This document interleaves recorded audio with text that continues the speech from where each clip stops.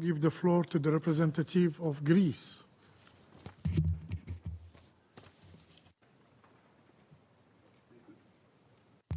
Thank you, Mr. President. First, let me congratulate you on assuming your duties and wish you a very productive presidency.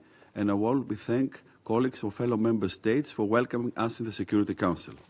I would also like to thank UN High Commissioner for Human Rights, Mr. Volker Türk, WHO representative Dr. Rick Pieperkorn, and Dr. Tanya Haj Hassan for the detailed yet sobering briefings. The participation here sheds valuable insight on the issue at hand.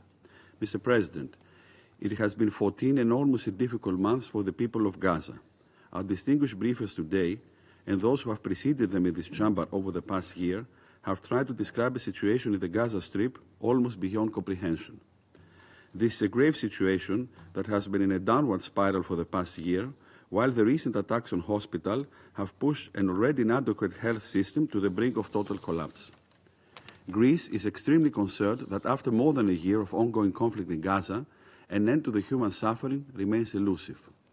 While we recognize Israel's rights to self-defense and the shock that the Israeli society has been through following the death of 1,200 citizens and the continuous captivity of 100 hostages for 14 months, we have to remind ourselves that when all else fails, international law and international humanitarian law is a compass to our humanity. We joined our fellow member states in calling for full respect to the provision of international humanitarian law, the compass and the framework for all operations in Gaza. IHL tells us that hospitals should not be used improperly for any military use, nor any operation against those facilities be made under vague allegations. The destruction of the healthcare system, in combination with the killing of patients, humanitarian workers, medical staff and other civilians, constitutes severe violations of international humanitarian and human rights law. Mr. President, the suffering and dehumanization of civilians must come to an end. All crossings should be open for aid delivery, and sanctuaries should be protected and not turned into death traps for those who were forced to flee. At the same time, it is important for the humanitarian aid to be delivered without being pillaged by criminal elements ravaging the area. UNRWA's operation remains vital for the civilian population. Mr. President, the current humanitarian crisis in the Gaza Strip cannot be dealt without dialogue and diplomacy. Military pressure alone is insufficient to defeat terrorism and extremist ideologies. Since the October 7th horrific attacks and the pain they have inflicted on Israeli society, hostages remain in captivity while death, destruction and disease reign over Gaza.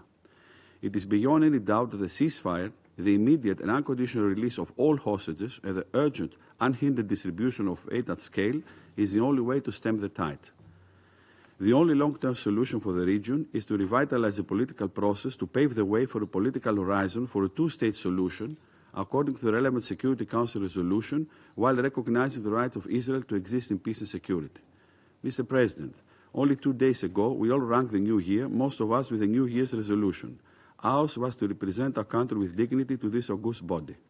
This time of the year, I cannot help but think of the people in Gaza and the families of the hostages in Israel, and I do believe that peace is a demand and a hope for this year, and it is a gift worth trying to give them. I thank you.